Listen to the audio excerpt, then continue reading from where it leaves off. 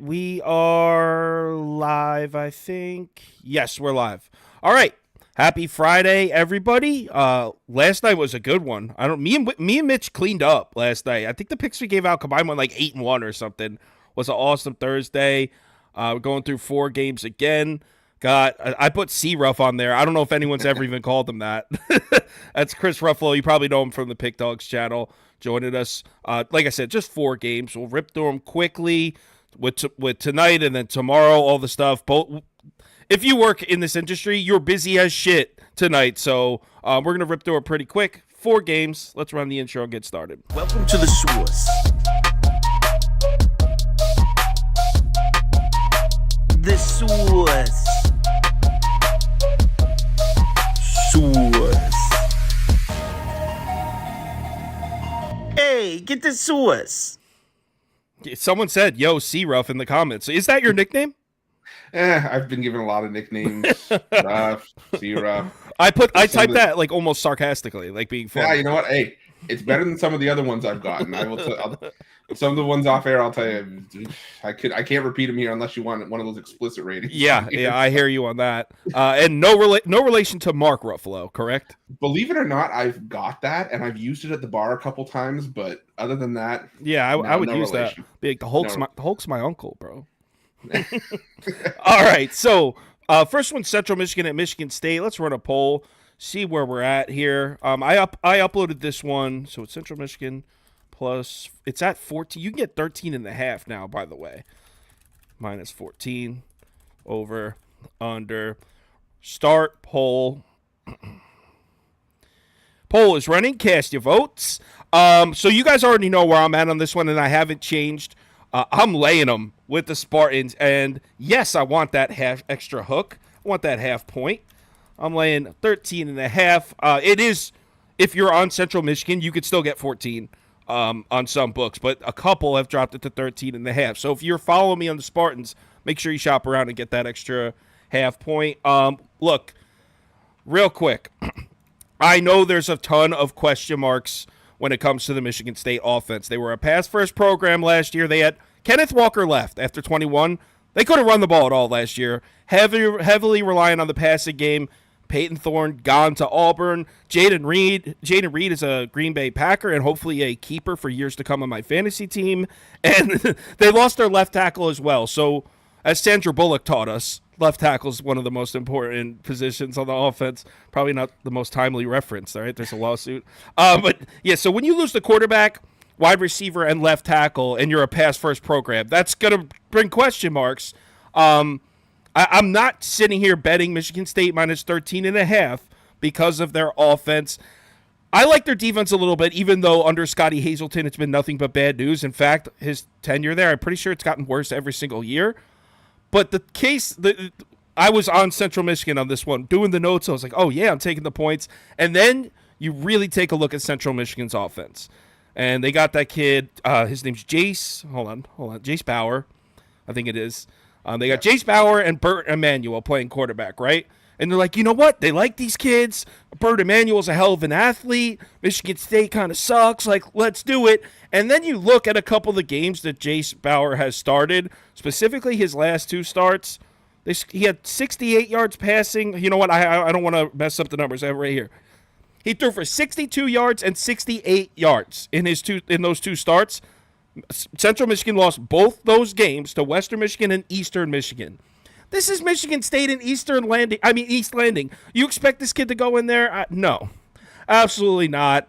I'm laying them. I understand why everyone's betting Central Michigan. Look at the pie charts in the bottom left of the screen.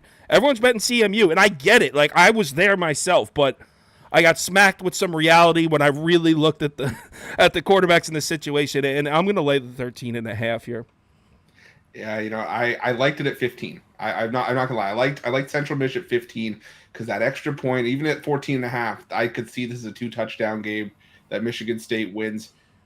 But now that it's dropped into 13.5, that line terrifies me. So I think the way for me to go here is the under. I just don't know where the points are going to come from for Central Mich. Like you mentioned, the the quarterback play for Central Mich just not up to snuff. Even if you get Bert Emanuel, who, I've seen people posting all over social media that 87-yard run that he had against Buffalo last year. I could be electric, this and that. The one thing that you could say about Michigan State is that at least the one thing that we know that they can do is play defense, at least in some capacity. But my other thing is, if I'm going to focus on anything for Central Mich, it's going to be the defense. It brought back 9 starters, 14th in returning production. So, and with a questionable quarterback situation, in East Lansing, I think under 45 the way to go here.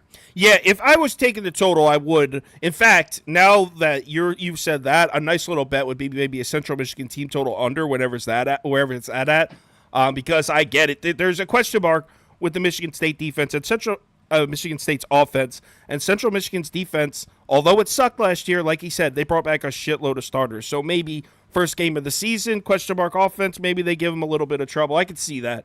I'm personally going to lay the 13.5. Our viewers are also on Michigan State. 58% of our viewers betting the Spartans, 30% taking Central Michigan, 10% under, 1% over. All right. So I got the team total for Central Mich under 14.5. Yeah, 14 and you know what? I'm glad I didn't post my ticket because I might add that on there for a half unit. Maybe split the money up instead of putting all my eggs on Michigan State minus 13.5. Maybe split it in half. I don't hate that at all. Yeah. All right. It's juiced at 14.5 too at minus 130. Why? What are they expecting? You know what? Scotty Hazelton has shown us some bad Michigan State defenses, so maybe that's what they're thinking. The Miami battle. I didn't know Mitch was a Hurricanes fan, by the way. He just told me that right before we went live. So that makes me even more excited to take the Red Hawks. Miami, Ohio. What is this line currently at? 16.5? Let me see if I can. 16.5 I'll do. Yeah. Looks like it varies a little bit. We're looking at 16.5. Miami, Florida, minus 16.5 over, under. Poll is running. All right. I got 2 bets in this one. I am on the Red Hawks. Miami, Ohio, plus 16.5. Miami, Ohio, team total over. Hold on. Let me see where I got it at. I wrote it down. Damn, I have a lot of shit to scroll through here. 13.5. And that it's juiced to minus 120. I saw it on DraftKings recently, about 20 minutes ago. Over 13.5, juiced to the minus 120, so slightly juiced to the under. All right. So, look, I understand Miami of Ohio may not impress you, but you got to keep in mind that a lot of their numbers from last season are skewed because Gabbert wasn't there. What did he play? 4 games? Started 5 games, maybe played 4, something like that. So you got to keep in mind when you're looking at, and not just their stats, all their numbers, their play calling, because they look like a run-first program, but when Gabbert's in there, they like to throw the ball, and with Van Dyke and Miami having a pretty decent pass frequency themselves, I think we're going to see a lot of throwing, and I think we're going to see a lot of passing in this game. And the crazy part is, I honestly don't know who has the better pass defense. That's insane to say. Between Miami of Ohio and Miami, the Hurricanes, last season, these two teams were 84th and 85th in the according to Beta Rank in effective pass. So I don't even know. I mean, obviously, the U brought in some transfers. They'll probably be better than Miami of Ohio. But the fact that it's a question is just crazy. So I think Gabbert's going to get the ball up and down the field. And look, it's 13.5, 2 touchdowns. We saw what Miami did last year. They just continuously shit the bed. Even games where they look good, they found a way to lose it, to mess it up. And another point, too, so obviously, as you can tell, most of my angle here is I like Miami of Ohio to get the ball in the end zone a couple times. Kevin Steele's gone. DC for Miami. He's with Nick Saban now in Alabama. What the hell did he do to deserve that promotion? I don't know. Do I think the Red Hawks defense can make stops? No, probably not. Miami, they threw the ball a lot with Van Dyke, but I would imagine they come out and run the ball a little, and I don't think Miami of Ohio can do much to stop them. They did bring a lot of their production back from last year's defense, but last year's defense wasn't really good, so especially against the run. So I expect Miami to be able to control the clock and move the ball and put points on the board, but 16.5 is just too many for a shit team like the Miami Hurricanes. Yeah, one of the things that I tend to look at for at least these week 1, week 0 matchups is returning production, because like we mentioned, just it's the guys that know the system, the guys that are coming back, and maybe sometimes have a point to prove if maybe they're a team that got blown out by a powered opponent last year. If you're a team like Miami, Ohio, the thing is Miami, Ohio, top 25 in returning production from last year, and that includes 17 of their top 20 tacklers. So I could definitely see the angle to be made from Miami, Ohio. The reason I'm going on the other side, though, with Miami, Florida, and I don't love this game just because of the number, is just because I feel that it's just a narrative play. That Miami, Florida, all they had to hear, the Hurricanes, all they had to hear about in the offseason was just how disappointing this was in 2022. The loss to Middle Tennessee, who was terrible last season, just kept replaying over and over, giving up 45 points in that game. They got their teeth kicked in by Clemson and Pitt to close out the year. This isn't what Miami Hurricane football is supposed to be. If Van Dyke is healthy, I think he can be, pretty good. And, for Miami, Ohio, the one weakness that they had last year really was defending the pass. And they said, you mentioned, Sauce, all the receivers that the Hurricanes brought in. It's going to take a little while to get going. I definitely think that, but I do think that when all's said and done, you get for me, it's something like a 34-17 kind of game. So I'm going to lean towards laying the points with Miami, Florida. Yeah, I don't like how I was just talking to him right before we went live too. I don't like how this one feels.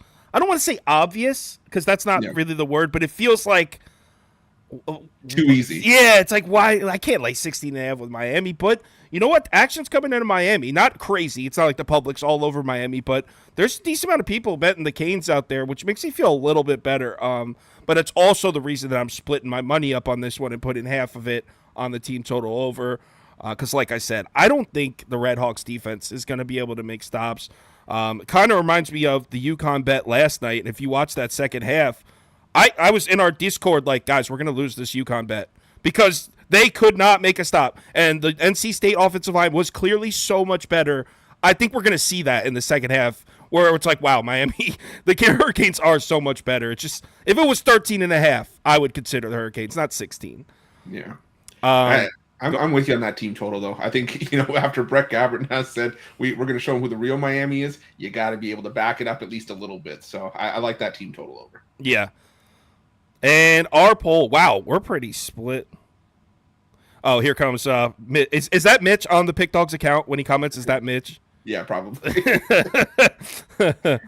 No, someone asked about MLB picks. Toast is on vacation. He'll be back in a few days. He's on vacation with his family, and we'll do the MLB show again. Waiting for the results of this poll. It's being laggy. Here we go. Wow, split even. So 39% of our viewers are betting the Redhawks plus the points. 39% betting the Hurricanes minus the points. 14% under. So let's move on to game number 3, which I don't even really like this game at all. But there's only 4 to talk about, so we got to talk about it. So let's go Louisville minus 7.5. Georgia Tech plus 7.5. Over, under. Start poll. And we're up and running. All right, so I'm on the cards here. I'm going to lay it with Louisville. Don't love it. Honestly, Prop Beaver talked me into it. Don't love the angles I'm going with. One of my main angles here would be Plummer reunited with not Fromm. Why I keep thinking Fromm? It's Fromm. Yes, yeah. So he's reunited. Obviously, they were together before at Louisville, and they also, a big part of it is there's not a ton of pressure on it because Louisville could run the ball with that running back Johnson they have. He averaged 5.5 yards a carry last year. So having that run game, it's kind of like the opposite of what it was with Brennan Armstrong reunited with Ane yesterday. But they had so much pressure on them because NC State couldn't run the ball. Oh, they were able to run the ball in the second half yesterday, but last year they couldn't. This isn't the case here. Louisville can run the ball. So you got Brom reunited with Plummer, and there's not necessarily a ton of pressure on them. They can use the run game. Georgia Tech, I mean, is it crazy that they've moved on from Jeff Sims at quarterback and possibly got worse at the position? Like, is that crazy? I don't think that's the case, but Jeff Sims, as we saw last night, is terrible. I don't know if Haynes King is going to be much better. Did not look great in his short tenure at Texas A&M. Yes, he was playing in the SEC, but I don't have a ton of hope for him there. Obviously, I would love this number at 7 instead of 7.5, but This will be a very small bet for me. I don't even want to waste too much time talking about it because I really don't like it. Yeah, I can't blame you. It's probably one of my least favorite games on the board as well. But I'm with you on Louisville as well. Just like you mentioned, it's just about Plummer. Plummer did not succeed at Cal in 2022, but that's because, Justin Wilcox, a defensive coach for Cal. So, he's with a familiar offense, like you mentioned, under Coach Brom, and think he's going to be able to have some success here. And I'm with you. You actually read my mind. Is it possible that Georgia Tech got worse with Haynes King? I mean, you and I were talking before we went on the air that, this is a guy that we both have backed in multiple spots. And, he couldn't even cut it for Texas A&M, who were absolutely abysmal last season. His last 4 games for the Aggies, he had completion percentages below around 53% and less. So, is Louisville the best pass defense out there? No, but I think Georgia Tech did enough to save Brent Key's job last year, and now that he's safe, even though there weren't many alternatives. I don't see any way that Georgia Tech does well here. Louisville, I think this is an important game because they don't face Clemson. I believe it's Clemson or Pitt on the way to potentially making the ACC title game. Clemson and Florida State. They don't play this season, so they got to start off strong. And I think they do that here. They win this one and cover. Agreed. I could see them winning by a touchdown, though, and me throwing something through my sliding glass window. So the community agrees with us slightly. Looks like 54% of our viewers bet in the Cards, 30% taking the points with Georgia Tech, 10% under. Now let's go to the last game, and I feel like people are going to hate my bet in this one, but I'm sticking to my guns here. So we got Stanford -3, Hawaii +3, over, under. All right. Polls running. Cast the vote. I'm laying them with Stanford. And before you say anything, before anyone gets started in the comments, I know the program's an absolute mess. Hold on, let me find my text tool. Here we go. I know it's disgusting what is going on in Stanford and the Pac-12. I get it. So don't even waste your time typing in the comments. I know. What's going on in the Pac-12 sucks. Stanford, there was hesitant, couldn't even get a head coach in there with what it's a mess. I'm not saying that. I'm saying I absolutely hate this spot for Hawaii. All right, so in the last 18 years in the FBS, a team that's playing their first game against a team who's playing their second game is 56-33 against the spread, meaning having one game of film is huge. Huge. 56-33. That's a huge edge. So I love that.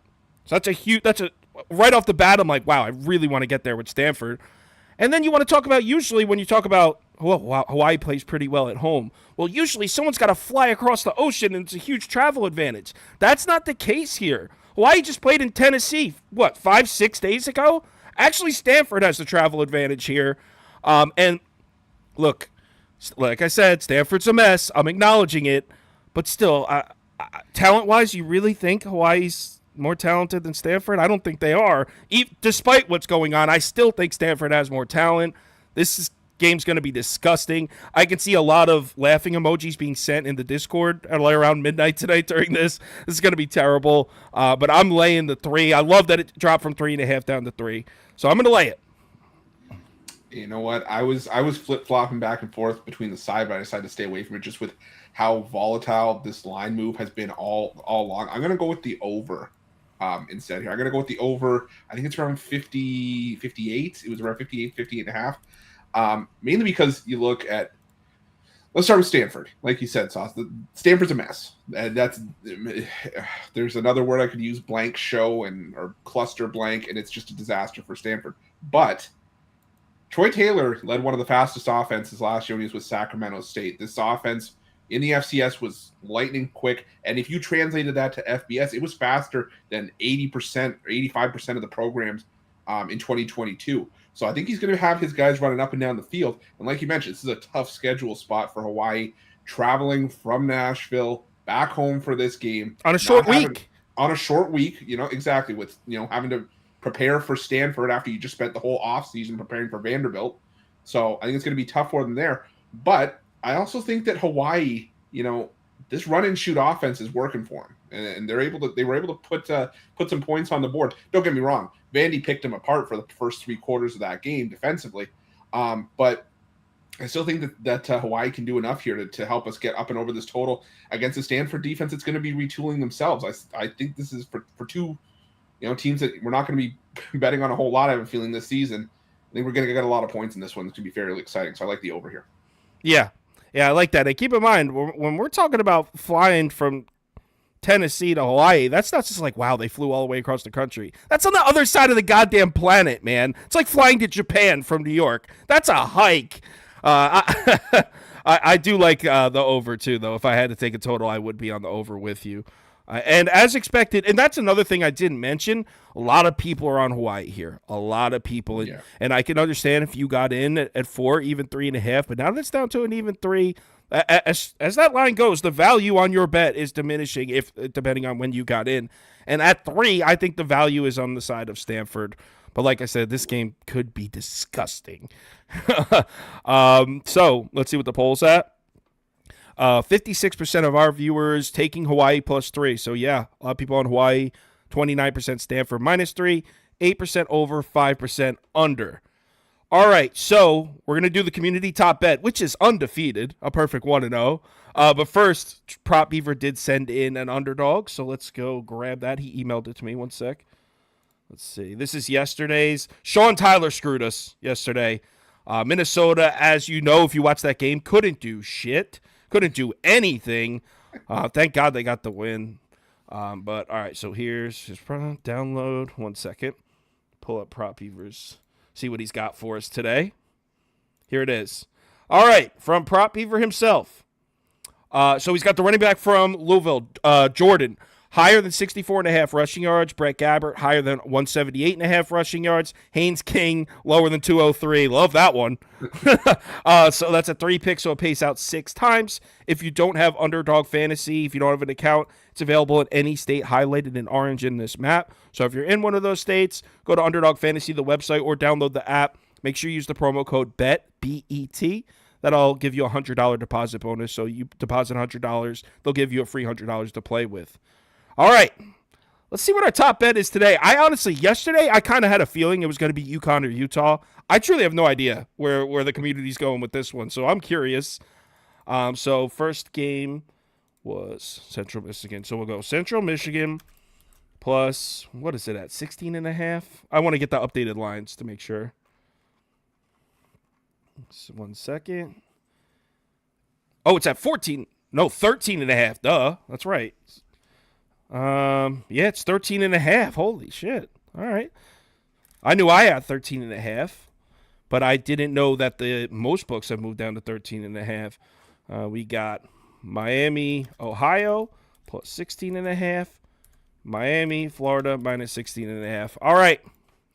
Vote them up. Let's see what our first finalist is.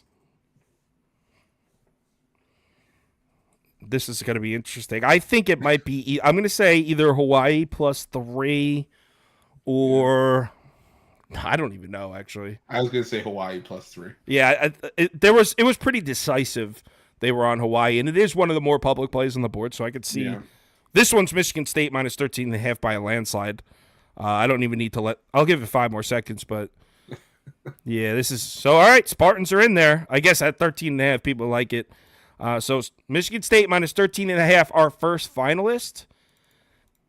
Our second finalist is Louisville minus 7.5, Georgia Tech plus 7.5, Stanford minus 3, Hawaii plus 3. All right, what's our second finalist? I think it's going to be Hawaii versus Michigan State.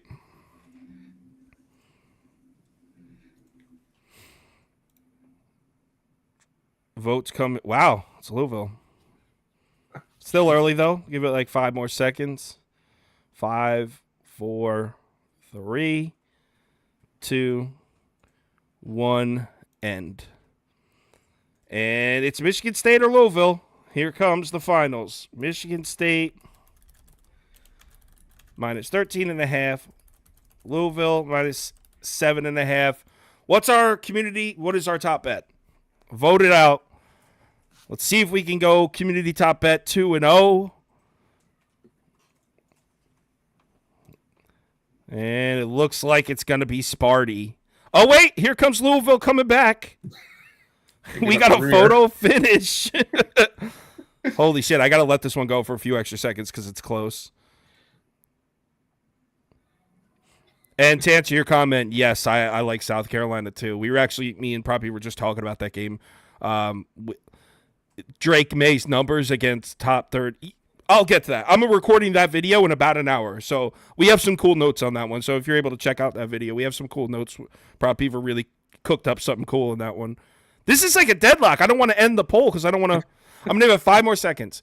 5, 4, 3, 2, 1. End poll. And the winner is. Come on now. Come on now, YouTube. Michigan State. Sparty wins. So, community, top bet, Michigan State minus 13.5. Well, Mitch was on yesterday and our top bet won. A lot of times the community blames the guest, whether the community bet hits, which... So it's your fault if this loses. You know what? I'm at peace with it. So it's like I get blamed for anything. Why is there traffic on the highway? It's Chris's fault. It's C-Ruff's fault. Yeah, exactly. All right. So Michigan State minus 13.5 community top bet. Tomorrow, I'm trying to go live in the morning. Still trying to figure it out because there's so many games to go through, and getting guests to talk college football is hard. I'm glad now that I have this guy's number in my phone. That gives me about 3 I can text. When it's NBA or NFL or baseball, it's a lot easier to find people, but college football's tough. I know they're going live at 10 a.m. to do their Saturday morning thing. I'm going to try to do something at 11. I'll let you know. VIP tickets, I'm posting right after that. It's all typed up, so it'll be up in about 10 minutes, not even. Everyone, have a great Friday night. There's a lot of baseball action on tonight, too. Remember to bet responsibly. That's Ruffalo's Twitter right under his name, but you can find him. He's not just on Mitch's show, he posts his own videos too, so you can find all his stuff on YouTube. Just go to the Pick Dogs channel, it's right there, you'll see it. Just scroll right down, you'll see it. Everyone, have a great night, and I'll see you tomorrow morning in some capacity. Maybe I'll just go live for like 30 minutes and do a run through or something. I'll figure it out. I'll talk to you soon.